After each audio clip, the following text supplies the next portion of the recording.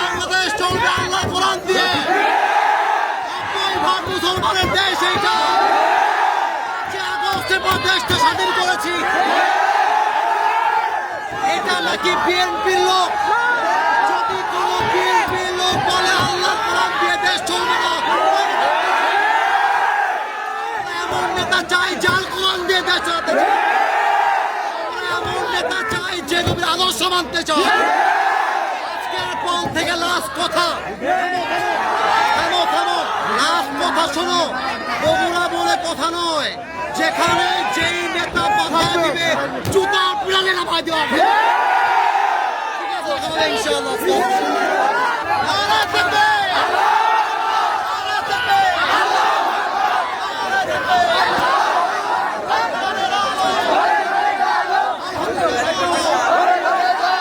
ক্ষমা চাওয়া লাগবে, ক্ষমা চাওয়া লাগবে, ক্ষমা চাওয়া লাগবে এখানে।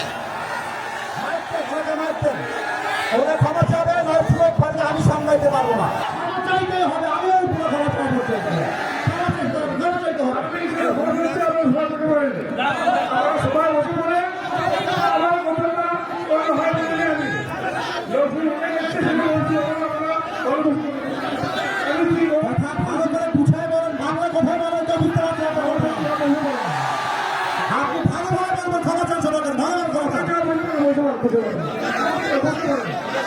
আপনি কি আওয়ামী লীগ করেন? তা আপনি আওয়ামী লীগ না করলে আপনি কথা বললেন। আমরা যারা আইন চাপি আপনি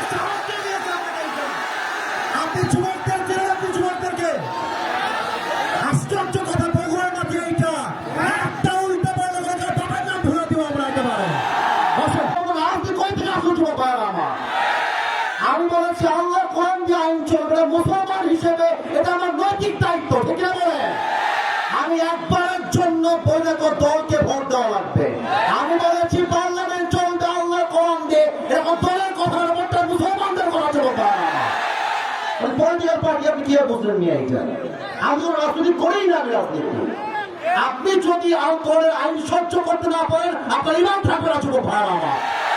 আমি চাই আল্লাহ কোরআন দিয়ে দেশ চলবে, এটা কোনো রাজনীতি নয়, এটা আমার মুসলমান হওয়ার পরিচয়। আমার ব্যাকগ্রাউন্ড চেক করবেন আপনি। You have to check my background first, then you can comment on myself. বগুড়ার মাটি এইটা, বগুড়ার মাটি থেকে ইসলাম যদি কথা বলবে, এটা বগুড়া সহ্য করতে পারবে না।